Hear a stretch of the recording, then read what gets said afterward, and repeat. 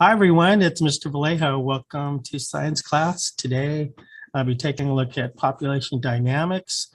Typically, population dynamics is just one aspect of an introductory study of ecology or environmental science. Okay, so let's get going. What is ecology? Ecology is the study of relationships of organisms with one another and their environment.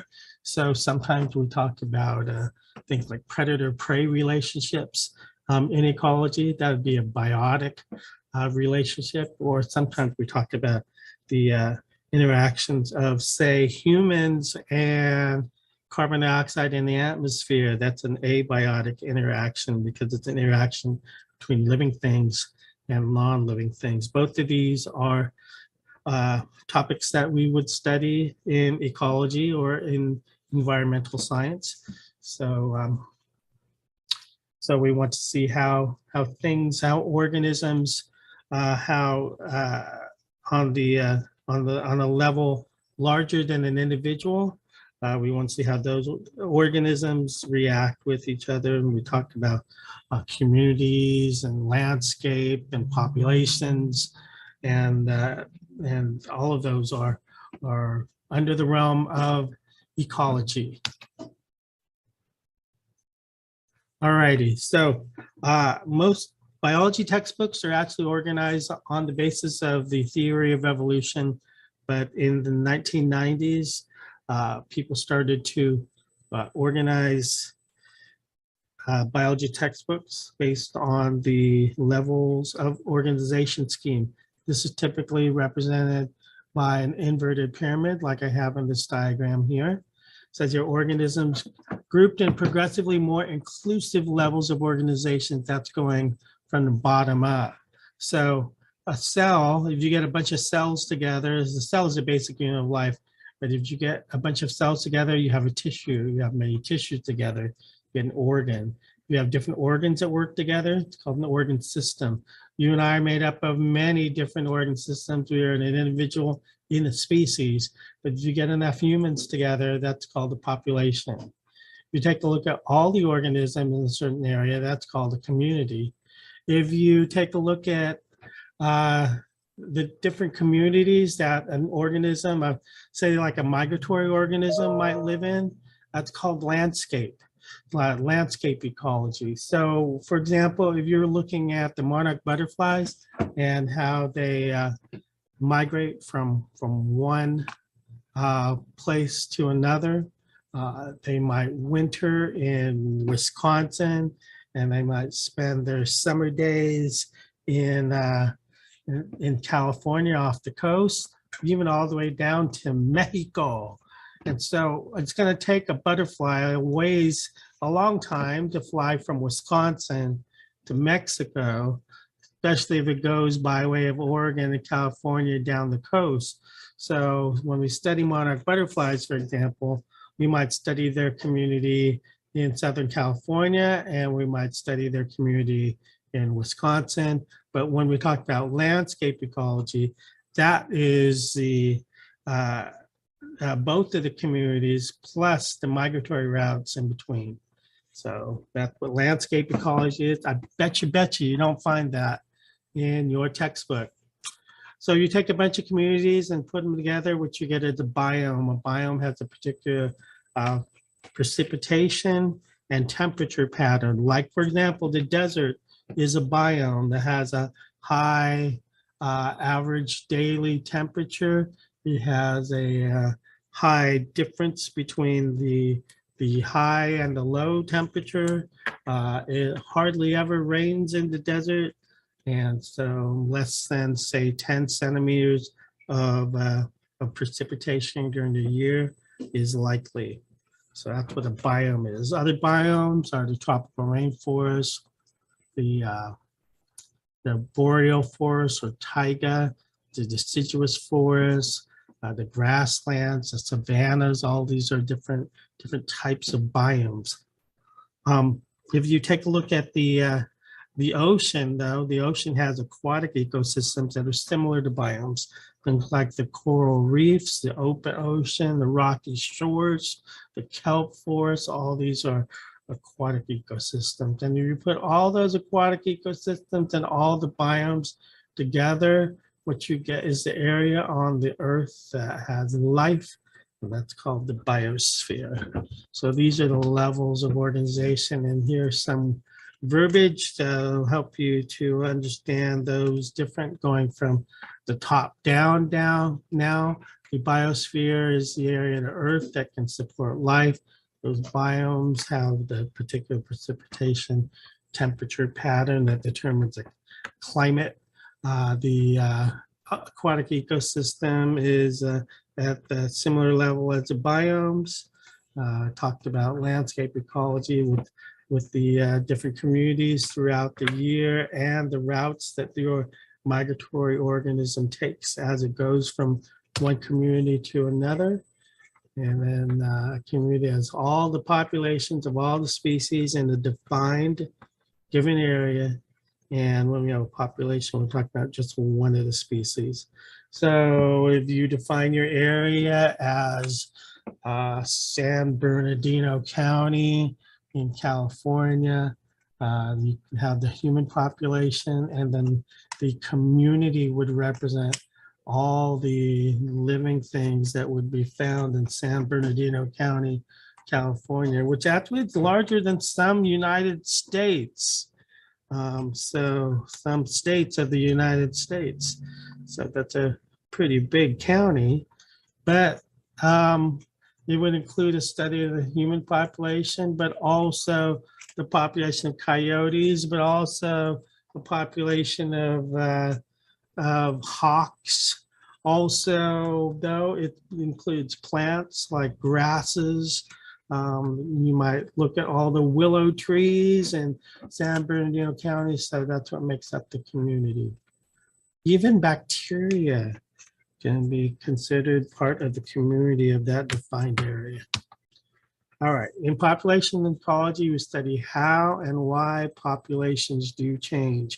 We can see that those populations do have, whether they're populations of fish or bacteria or humans, they have the same or very similar characteristics of the population. Practical applications of this study of populations are useful. This information is useful in managing natural resources like fish, like salmon that are going upstream. Fishery is very important these days as a food source that is being diminished.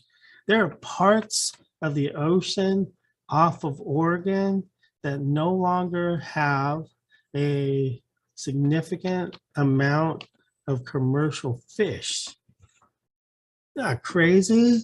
You would think that the ocean is full of fish, but there are parts of the ocean that have been so overfished that they are statistically empty of fish. Huh. Here's some characteristics of the population that one might study, that a biologist might study when studying populations: size, density, dispersion, and niche. I think I have a slide on each of these.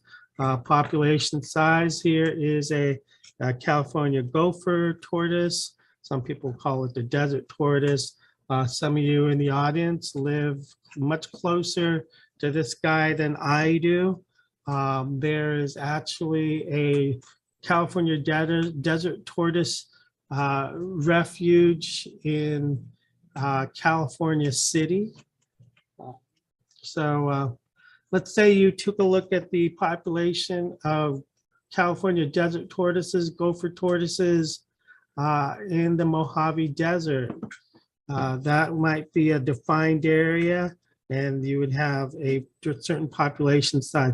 Well, the population size indirectly relates to the ability of a given population to survive. Because if you have more individuals, then you have a higher chance that they will encounter one another, and then they'll be able to mate. If you have a low population size, you might have a well, you'll definitely have in the same area a much lower chance that the individuals will meet, let alone one male and one female, right? So they have to mate, they have to have one male meet one female in order to mate. And so if you're a California desert tortoise and you're walking around and the population is small, well, chances are lower that you're going to encounter another desert tortoise, and even lower, it's 50-50 ball here. Is it going to be the correct gender? Now that California Desert Tortoise Refuge in California City increases the population density. That means if you take your desert tortoises and you put them all in a 10 square mile area, there's a much greater chance they'll encounter each other. So the population density is the number of individuals of a species per unit of area or volume, and they will be more likely to encounter the desert tortoise there of the same species, and then hopefully it will be one of the opposite sex, and then they'll be able to mate. Now this dispersion happens this way, and the fourth bullet down says it's influenced by environmental and social factors. Here are social factors. The human population is spaced out to a certain degree, and in different cultures and socially, people live close together. That I know friends in town who have several families that live within one house. We have communities that are newer, where the houses are closer together.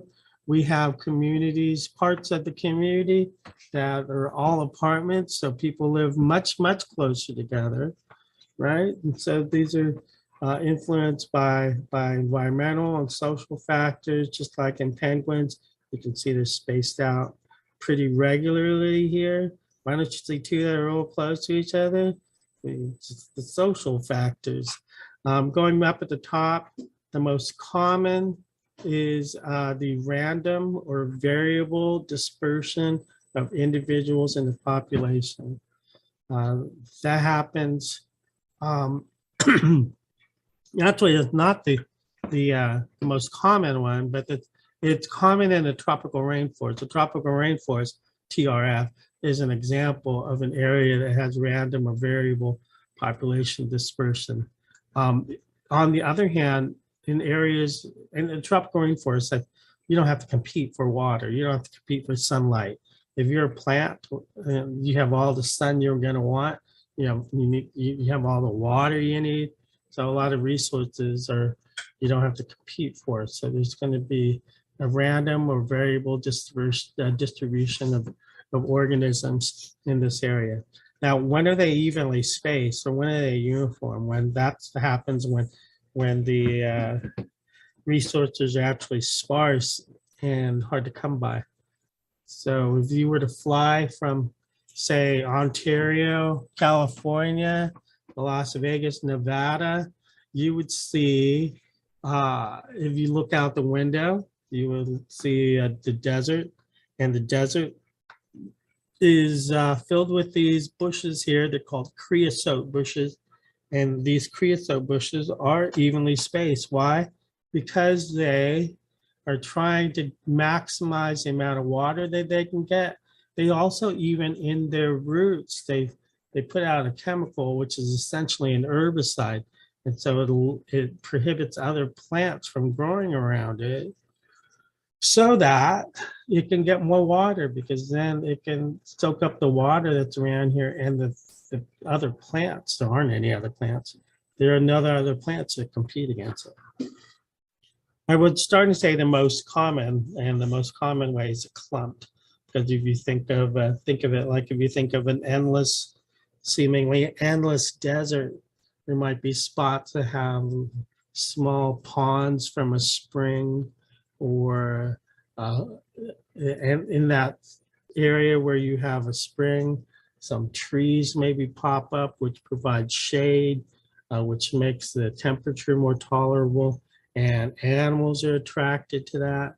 So there can be different things that allow for clumping. So you might find a bunch of different animals right there. You might find many different plants here because the soil is more moist because of the spring water.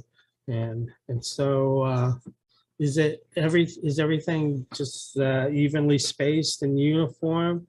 No, most commonly the dispersion of individuals in a population is clumped. Okay, and so that's what's going on here. Here's some looks like angelfish, and these guys are distributed in a clumped kind of way, and that is not just people, but fish, not just fish, but plants and bacteria. Also, all these different types of populations follow the same structure. All right, when we're taking a look at population growth, here are some things that we need to consider. And so we're going to have multiple slides on each of these. So let's just go ahead and get started on these. But you can always come back to this slide if you need a list of the topics that are included in this part of today's talk. So the capacity to grow in a population is usually constant, and it can be determined experimentally, but unless you have factors that change, then the inherent rate of growth of a population is built into that population, built into that species. So for example, here's the cockroach. A cockroach has a very high, what we call biotic potential. If everything was perfect, it says here the maximum rate of increase per individual under ideal conditions at the biotic potential. Look at these numbers. A pair of German cockroaches could generate 575,000 offspring in 1 year if all were to live, if all were to survive, if all were to make it to adulthood. One male and one female cockroach would make almost 600,000 individual offspring. They say that if the cockroach was left to its biotic potential, all of the land surfaces on the earth would be covered with cockroaches up to knee high in only 7 generations. Isn't that crazy? I think that's crazy. Another crazy thing is this is not actually cockroaches, it's a plastic toy that you can get through Oriental Trading Company. Here's some cockroaches right there. Cockroaches. They say that if there's a nuclear war, the next species up after humans could be cockroaches. All right. When you study a population, you got to talk about carrying capacity, which is abbreviated with the letter K, because there's all kinds of things like that have a abbreviation as the letter C. You might think of E equals mc squared, C being the speed of light. So we give carrying capacity the letter K. The size at which a population stabilizes in a particular location. It's a carrying capacity. So there's some people dancing. There's me right there. Just kidding. That's not me. But it's a picture I Googled, and these guys are dancing in the dance hall. You can see the limit is 92 people in this room. That would be akin to the carrying capacity of this room. If you have less than 92, people can come in, dancers can come in. If there are more than 92 people in the room, people need to start going out. So size at which the population stabilizes in a particular location, that is the carrying capacity. All righty, idealized models help us understand population growth. So this is one of the times in biology when it is useful to know calculus. We can know this without knowing calculus, but the derivations of the equations are best left to those who are skilled in that branch of mathematics. Exponential growth is when growth is unlimited. Okay, it's also called J-shaped growth or logarithmic growth, or sometimes we just call it log growth. So that's what happens at the very beginning of a population when just a few organisms are in the population and they reproduce unchecked. So that is logarithmic or log growth or J growth, J-shaped growth, exponential growth. Here, this is why it's called J-shaped growth. And you can see the numbers here. The exponent just keeps going up, and as the exponent goes up, you can see the actual number increases. Here's a formula for exponential growth. The population growth rate, or G, is equal to this constant times the population size. So remember, each species has a built-in rate, R for rate of reproduction. And so this built-in rate of reproduction for this species is multiplied by the number of individuals at that moment. And this would be a time when if you were to plot it on a graph, you'd see it's J-shaped, and you can see that this is exponential growth. Now, why doesn't the population just increase unchecked all the time? Well, after a while, there are going to be some things that organisms are going to have to compete for. These are called limiting factors. These influence the maximum number of organisms of one species found in a given area. They're going to run out of rock nesting sites in this rookery here. Maybe they're going to run out of food. In other conditions, they're going to run out of water. Bacteria run out of places to get rid of their waste products, and so they start living in an environment that's polluted with their own waste products. So limiting factors are going to keep the population down to the carrying capacity of that physical location. So this is J-shaped growth. This one is called S-shaped growth or sigmoid growth, or up here, logistic growth.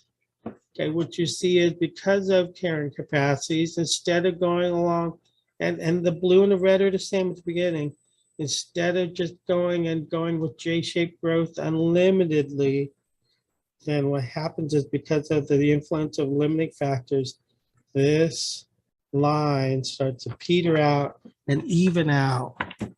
And if you were to take the slope of this line, then that would be a slope of 0.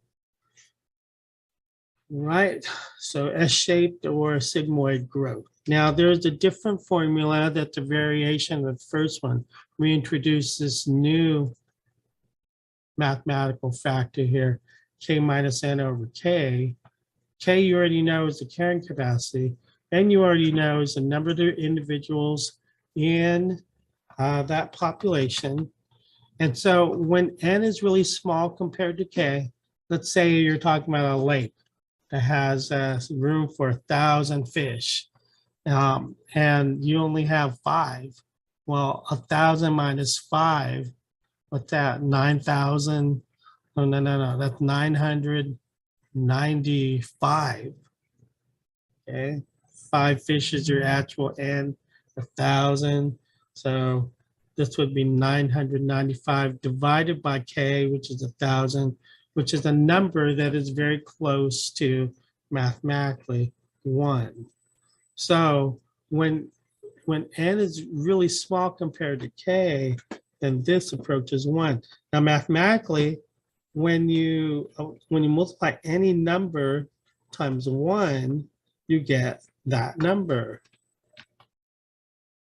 Okay, so if this right here is the number 1, then your formula now changes to G equals R times N times 1, which is what we saw at the very beginning, which is known as J-shaped log growth. All right, so what we know is at low ends, growth is exponential, growth is J-shaped, growth is logarithmic. Now when N is pretty close to K, let's say K is 1,000 again and N is 900, so K minus N is 1,000 minus 900 or 100. Well, 100 divided by 1,000 is 1/10, so it's 0.1. And if I were to say an even smaller number, that number would make this whole thing, or actually, if the N was much higher, much closer to K, then this whole factor is going to approach 0. So when you multiply anything times 0, like this, if this is now 0, then R times N times 0 is going to be 0. So the slope of that line that we saw in the previous picture right there has the slope of 0. This is G equals R times N. This is, if K minus M over K is 0, this whole thing is 0. So at high end, growth is at equilibrium. All right, here's some other factors that influence population. Density dependent effects, resource competition, disease, stress, exposure to predators, exposure to parasites. All these have to do with the concentration of organisms in a defined space. So if you have more organisms in a defined space, they're going to have to compete for food. There will be more susceptible to diseases. They might have more stress, like people in the city, right? But some factors are not dependent on density, because no matter whether you live in the city or you live in the country, if you're in the middle of a drought, you're going to know that. You're going to have limited access to water. Habitat destruction pays no attention to the concentration of organisms in an area. Trying to build a freeway, you're not really checking to see if there's more mountain lines north or south of the freeway.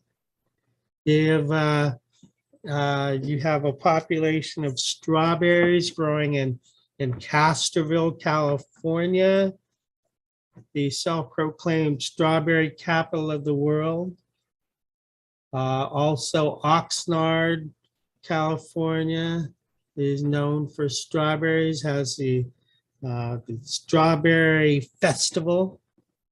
Well, strawberries can get wiped out very easily by frost.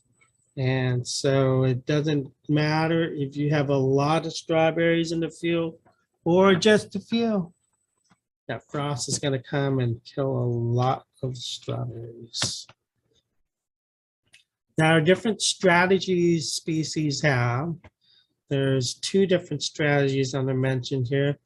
One's the R strategies and the other is the K strategies. Now the R strategies says produce mainly or many offspring and grow rapidly in unpredictable environments like bees. Like this plant here, this plant is a century plant and it only blooms every once in a while. But when it's time to bloom, these guys bloom. They live in a desert.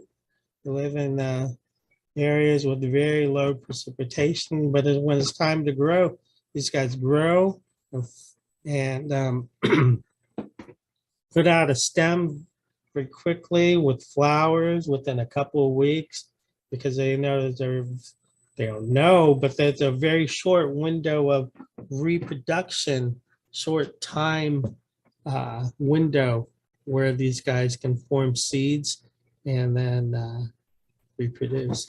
Same goes with these bees right here. So they grow rapidly. And yet, like the bees, they don't take care of their offspring. You just make a bunch of them very quickly, as fast as you can. We, on the other hand, are case strategists. We raise few offspring and take care of them and maintain relatively stable populations. And the letters R and K have to do with the formula that we just saw earlier. Here's some other characteristics of R species versus K species. K species have a longer lifespan, for example, little parental care in a bee, I was saying. High investment in individual offspring.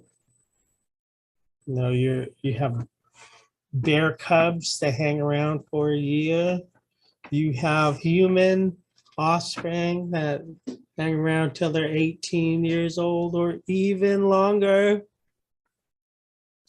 25, 30, after the, or because of the pandemic, people live with their parents for longer amounts of time. So what about us? Are we R adapted or K adapted? We are obviously K adapted, but we have this kind of curve. Where are we? This is an older picture. 2013 still going up. 2028 will still be going up. Will there be a time when it starts to level out? Or could it be that as time goes, this will always be logarithmic growth, because we will always find some kind of solution to our limiting factors? Or we could immigrate to somewhere else. We're working on traveling to Mars. Maybe consider colonizing the moon. But why not colonize the oceans? Maybe we can live underneath the oceans, or build things that float on top of the ocean. Or there's so much land that we don't have. Here's a number which will amaze you. They used to say 20 years ago that we took all the people of the world, all 6 billion people of the world. It's more like what, 8.5 now. And we took all 6 billion people of the world and had them stand up, and with enough room so that they could swing their elbows around, we could put every single one of those people in Texas. What? Tells you how big Texas is, but it also tells you that, really what it is not just size, but it's also resource distribution that is a limiting factor for the human race. So what about us? Well, our population's going up, for sure. There's over 7 billion people on Earth. And then the population is rapidly still increasing in many countries. All right, so human population doubling time every 35 years. By 2067, we'll have 13 billion. Wow, that's a lot of people. That's twice as many people as we have right now. All right, so let's take a quick look at mortality and survivorship and how that relates to human populations. This is an organizing slide. Let's just go right into this. There's an entrance rate of increase that depends on age and reproductive performance. If your population is older, you're going to have lower reproductive expectations. Are these guys going to have a baby in this picture? Probably not. And if the population has a lower, maximum population or reproductive age, then it'll have a lower expectation of a rise in population or population rate. So this built-in rate depends on the average age of the population for the population. And so if you take a look at developing countries, they typically have a much lower average age. So because they have a much lower average age, you're going to have more time to reproduce and you expect more offspring in that case. All right. For individuals, there's something called mortality, but the population has a survivorship curve, and that survivorship curve is fairly consistent for different species. If you take a look, here are 3 different species and their survivorship curves.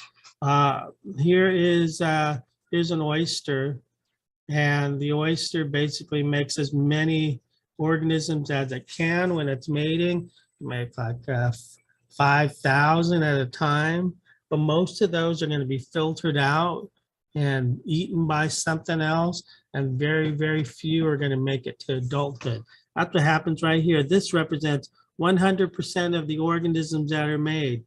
Well, most of them die pretty quickly, but some of them do live on to the maximum lifespan of the population. Here is humans. Most humans will live to some percentage of the maximum lifespan.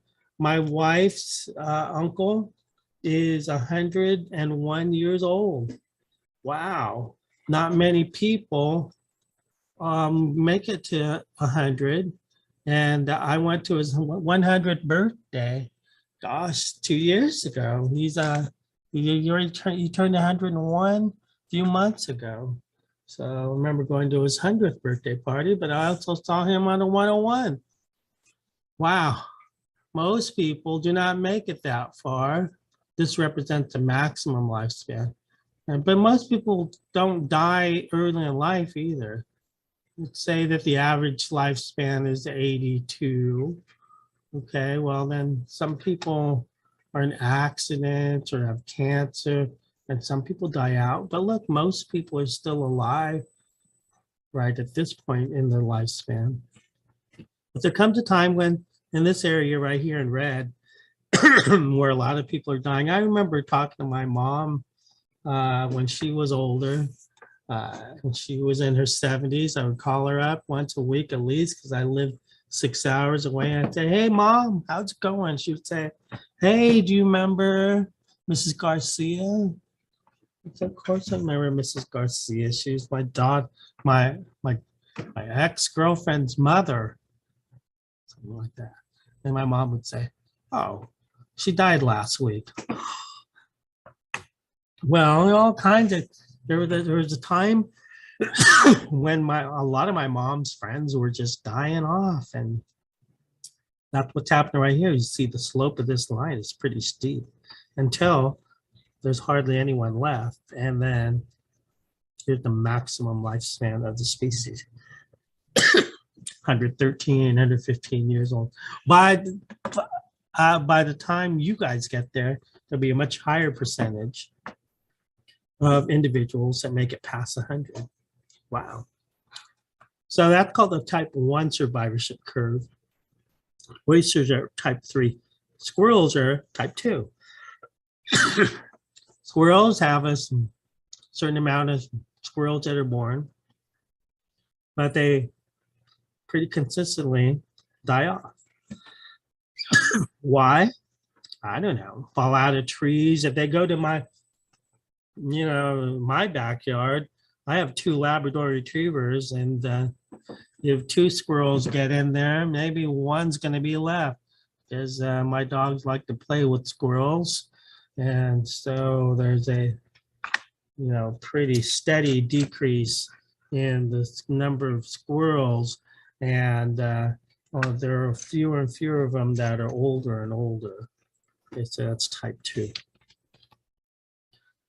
If you are interested in the study of populations and you like numbers, well, then you like to look at what are called demographics. Okay, so here's one that's rather interesting. Here's a country that's an example of a rapid growth country, Afghanistan. You can see, as I mentioned earlier, you can see that it's pretty wide at the bottom. At the bottom, this represents very young people. You can see here in slow growth in the United States, it's pretty consistent throughout all the different age groups right there. And then over here, here's some Western European countries like Italy that actually have a population that is decreasing. And so you see something like that. You also see this line that's going down the middle here. Pretty much the same on both sides. That represents male and female. Sometimes you can see a really small male population, and that represents males that were killed in war. Later in life, the frequency of females to males is much higher. So like there are more female women age 80 to 85 than there are males age 80 to 85. And so you can see a difference right there in all of the different countries. And so basically though, you want to take a look at the bottom right here, then you can see that if you have a wide base at the bottom, if you have a population that is that has a much lower average average age, then you see that this population right here is a rapidly growing population.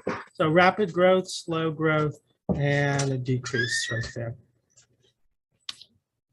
Oh, and that is our last slide for today. So if you have any questions, great, hang around. If not, let's go ahead and say goodbye for now. I'm Mr. Vallejo, and this is Population Biology. Thanks a lot. See you next time. Bye. Bye-bye. Thank you for class. Bye. You're welcome.